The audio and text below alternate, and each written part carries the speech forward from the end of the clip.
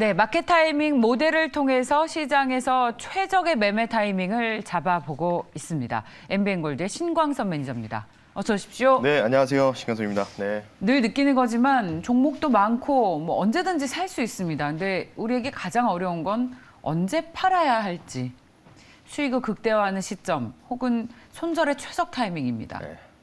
네, 그래서 이제 매니저님의 존재 이유가 그건데 그래서 저희가 마켓 타이밍 모델도 보는 거고. 네.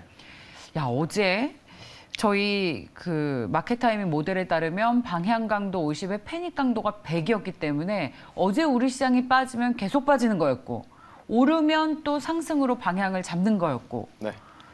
시장이 빠졌습니다, 어제 코스피가. 근데 저는 장중에 그래도 낙폭을 좀 많이 줄여낸 것에 의미를 두고 싶은데 어쨌든 빠지긴 빠졌습니다. 네. 방향 강도가 하락으로 정해진 겁니까?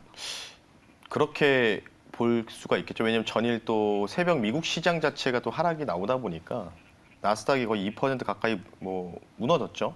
예. 이제 중요한 또 미국장에서도 테크니컬적으로 굉장히 중요한 지점, 그러니까 이전에 9월 7일자에 저점이 붕괴되면 안 된다고 했는데 붕괴가 됐었고, 예. 지금 미 선물도 빠져요. 0.6 정도를 마이너스를 기록을 하고 있습니다. 일단 뭐 오늘 뭐 하락으로 봐야 되는 게 좀 더 확정인데, 오늘 같은 경우에는 아마 단기 저점이 나올 수 있는 날이 되지 않을까, 우리가 증시 같은 경우에는. 그렇게 해서 보시면 좋을 것 같아서 오히려 저는 오후에는 살 거예요. 네. 뭐 저희가 파는 시점도 중요하지만 저는 오후에는 살 거다. 오늘은 예, 어제 며칠 전에는 안 사신다 그랬잖아요. 네. 그러니까 오늘 원래 제가 이제 코스피 모델을 보여드려야 되는데 예. 오늘은 이제 나스닥 모델을 갖고 왔거든요. 예. 미국이 좀 빠져가지고. 근데 코스피 모델에서는 오늘 좀 사라는 식으로 좀 이제 얘기가 나오고 있기 때문에 단기적인 저점이 좀 나올 가능성이 있다. 예, 그래서 오늘 오후에 이제 제가 원하는 지점까지 떨어진다면 과감하게 오늘 또 배팅에 좀 들어가야 되는데 포인트 한번 하나하나 말씀드리겠습니다. 좋습니다. 어제 경제 지표들을 여러 가지로 다 보면서 생각했던 게 뭐냐면 어렵다. 네, 이제 bad is good news 뭐 이런 게 이제 안 먹히는 장이 왔어요. 결국은 네, 지표가 안 좋으면은 시장이 실질적으로 올라가고 시장이 떨어진다는 거는 지표가 좋을 때. 그러니까 고용 지표는 잘 나왔는데 어제 그 경제 지표 9시 30분에 발표됐던 거 보시면 뭐 소매 판매지도 중요하지만 필라델피아 연은 제조 활동 지수가 완전히 그냥 급락 나왔습니다. 예.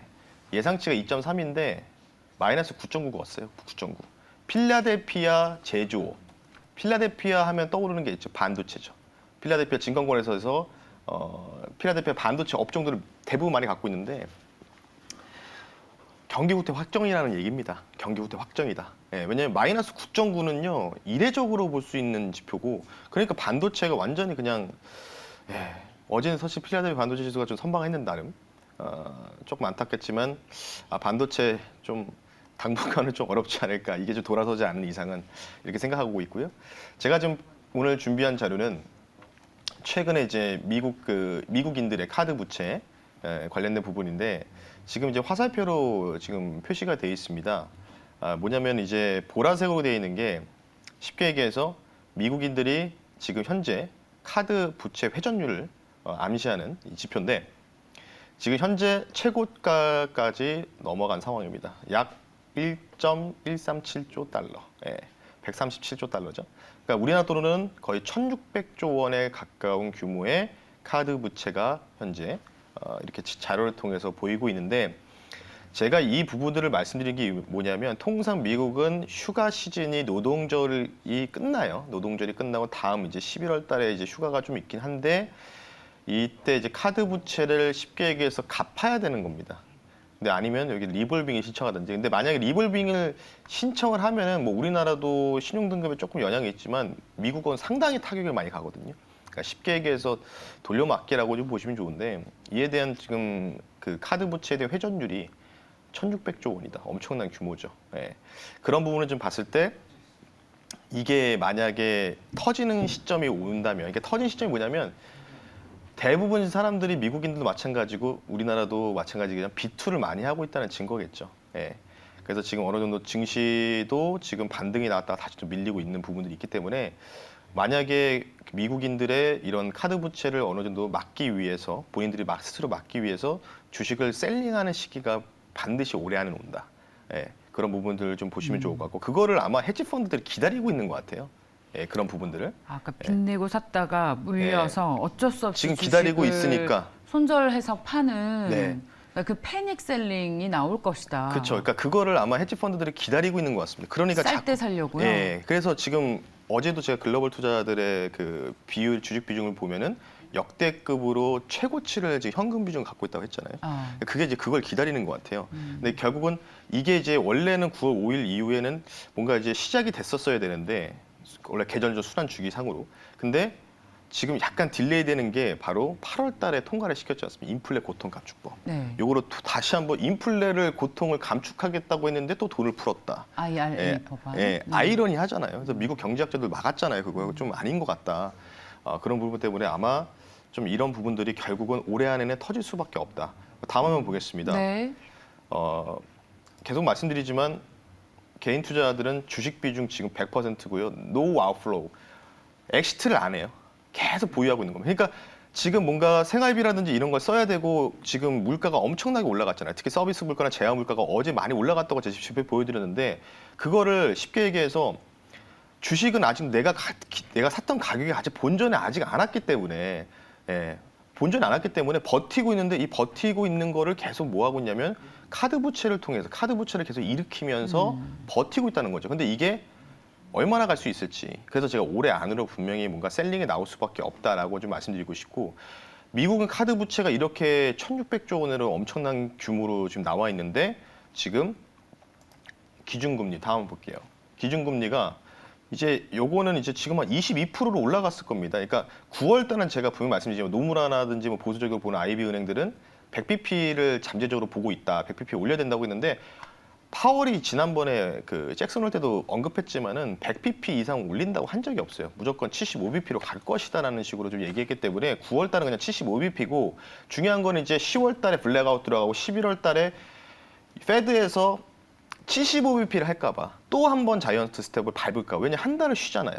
예, 한 달을 쉬기 때문에 11월, 12월 달에 자이언트 스텝 그리고 10월 달에는 빅 스텝 50bp 이렇게 해서 기준금리를 4%대로 넘어가기 위해서 그거를 좀 그에 대한 우려감들 그것 때문에 지금 증시 자체가 굉장히 변동성이 많이 나오고 있다. 근데 지금 문제는 뭐냐면 조금 더 확대해서 보면은 내년 1분기에 다음 볼게요. 이건 이제 9월인데 내년 1분기에 지금 월가 트레이더들은 페드와치를 통해서는 기준금리를 4.5% 내외로 전망하고 있어요. 그러니까 원래 블러드 연은 총재나 뭐 매파적인 성향을 갖고 있는 연준 위원들은 4%가 최대치라고 얘기했지만 최근의 발언들, 지난주 발언들이 4% 넘어갈 수도 있다라고 얘기를 하고 있거든요. 예. 근데 이제 문제는 뭐냐면 우리가 간과했던 사실이 물가 지수가 에너지만 빠지면 무조건 모든 게 해결된다고 했는데 그게 깨져버렸잖아요. 그게 깨져버렸던 게 뭐냐면 재화에 대한 인플레가 꺾이지 않고 그냥 횡보를 하고 있다는 겁니다. 근데 문제는 뭐냐면 통상 기름을 통해서 물건을 생산을 하지 않습니까? 공정을 통해서 석유 공정이지 않습니까? 뭐 중국 같은 경우에는 석탄 공정이고 그러니까 찍어내는데 이게 3개월 단위로 이제 후행한다는 말이죠. 그러면 재화 가격이 과연 꺾일까요? 재화 물건의 가격이 안 꺾인다는 거죠. 그럼 올해 안에는 꺾일 일은 없다라고 가정했을 때 저는 월가 트레이더들이 이렇게 베팅을 하는 부분들, 그러니까 내년 1분기 2월, 3월 안으로 FMC에서 4.5%까지 올리는 부분들이 베팅 확률이 41%예요. 엄청나게 높은 수치입니다. 예.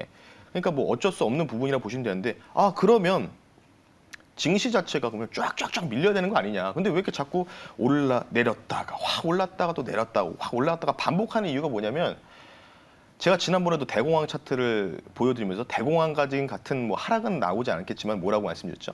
위아래 진폭이 변동이 굉장히 세면서 막 하락이 천천히 나온다고 했잖아요. 지금 딱 미국이 그런 상황이거든요. 다음을 볼게요. 굉장히 중요한 말씀 드리겠습니다. 이거서. 왜 미국이 쭉쭉쭉 안 빠지고 자꾸 버티면서 또 뭔가 좋은 뉴스가 나오면 팍 올라가고 급등이 나오고 또 급락 났다 계속 반복하느냐. 바로 하이드 채권이죠. 하이드 채권. 그러니까 정크본드에 관련된 금리를 보는데 네모칸 보시겠습니다. 빨간색.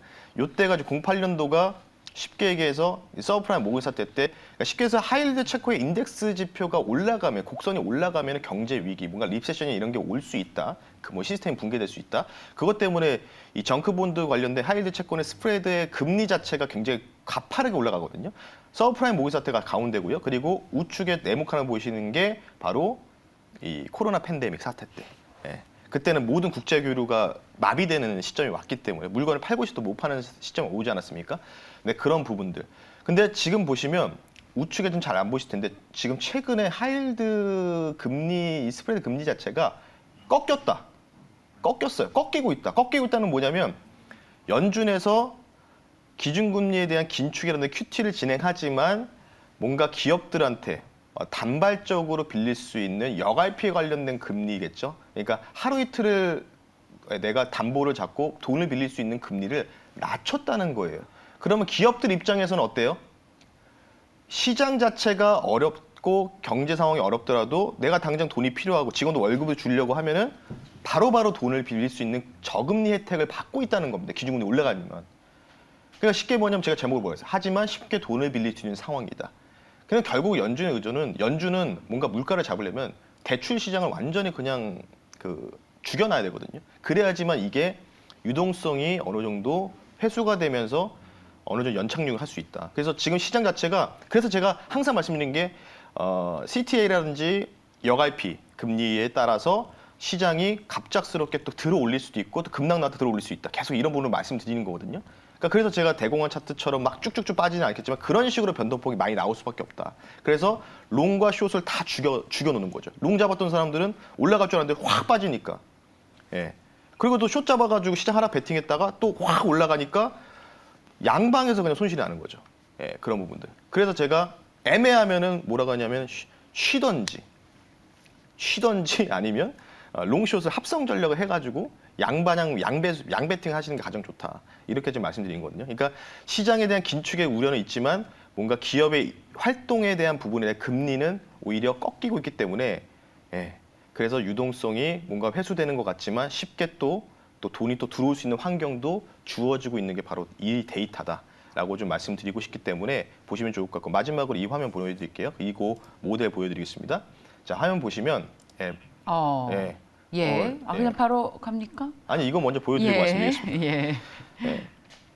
그러니까 지금 단기적으로 일단 변동성이 굉장히 큰 시장이고 제가 해석하기로는 그래서 트레이딩을 좀 하실 텐데 변동성이 있으니까 길게 보고 지금 이제 길게 보고 매수하십시오라는 매수 시그널은 아직 나타나지 않았고 그런 관점에서 봤을 때 우리 신 매니저님께서는 오늘은 사겠다. 원하는 저점이 나온다면 이라는 말씀을 서두에 해주셨습니다. 사실 저는 요즘 시장이 너무 재밌고 쉬워요. 이게 왜냐면은 양방향으로 그러니까 뭐냐면 그러니까 지수에 대한 흐름을 보면은 그러니까 지금 보면은 그냥 주도주 다 확정됐잖아요. LG 엔소 그리고 뭐 제너럴 모터스 CEO가 포드 CEO가 방문한다는 소식도 있잖아요. 뭐 폐배터리 2차 전지 계속 갈 겁니다. 연말까지 숨고르기 하면서 계속 갈 건데 근데 지수의 흐름을 볼 때 너무 쉽고 재밌는 게 뭐냐면 물론 개량 모델에 대한 근거를 가지고 뭐 매매를 저도 개인적으로 하고 있지만 이게 이제 대공황 차트에서 연관내서 그거를 시나리오를 보고 가정했을 때 여갈피 금리라든지 이런 걸 같이 좀 펀더멘탈과 고려했을 때는 그냥 위아래로 발라먹기가 굉장히 쉽거든요. 쉽게 얘기해서. 발라먹기. 그러니까 뭐 위아래로 이렇게 왔다 갔다 하면서 이제 뭐 상방 베팅했다가도 하방 베팅했다가 이걸 좀 재밌게 할 수 있으니까 트레이딩을 잘하면 뭐 잘할 수 있는 시장이다. 그렇죠. 뭐 이런 얘기인데. 그렇습니다. 엇박자만. 그래서 지금 화면 잠깐 차트 한번 볼게요. 그러니까 시장 자체가 쭉쭉쭉 안 빠질 거예요. 또 하락 나왔다가 지금 하락 나오고 있죠. 하락 나오고 화살표 보이세요? 예상 시나리오인데 하락 나왔다가 전저점 붕괴되는 척하면서 다시 한 번 더 땡길 겁니다. 이렇게. 그리고 다시 또 하락 나왔다. 계속 이거를 반복하다가 저가를 그러니까 나스닥 기준으로 바닥을 다지면서 이제 슬슬 올라가겠죠. 그 부분들이 이제 내년 초라고 좀 보시면 좋을 것 같아요. 연말이란지 그렇게 좀 말씀드리겠습니다. 자, 그러면 오늘은 마켓 타이밍 모델의 결과를 간밤에 미국 시장에서 많이 빠졌던 나스닥 궁금해요. 그래서 나스닥 100에 대한 마켓 타이밍 모델의 결과를 가지고 나오셨는데 자, 결과를 봤더니 그러니까 15일이면 오늘이죠. 오늘 끝난 거죠. 예, 끝난 어제 거죠. 끝난 거죠. 예. 방향 강도가 100으로 나왔습니다. 근데 많이 빠졌죠. 미국 네. 시장에서 나스닥이. 16일 오늘 밤은 뭐 크게 없고 19일 그러니까 다음 주 월요일 패닉 강도가 50%입니다. 예. 그렇다면 지금 하락했고 거기에 대한 패닉 강도가 50이면 하락에 대한 어떤 강도가 조금 더 세질 가능성을 염두에 둬야 되는 겁니까? 일단은 제가 왜 오늘 데이터를 갖고 왔냐면 어제도 코스피가 반향변경에 잡혔잖아요. 근데 무조건 반등 나와야 되는데 실패했죠. 그럼 하락이라고 보시면 좋을 것 같죠. 근데 미국도 똑같았어요. 제가 어제도 미국도 비슷하다고 했는데 어제 나스닥 100 기준으로 반향변경이 100% 잡혀 있었는데 반등 못 나왔어요.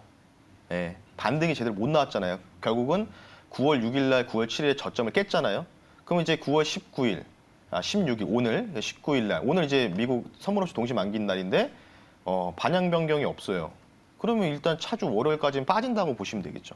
예. 그러니까 19일 날이 미국장이 좀 저점을 찍을 확률이 높다.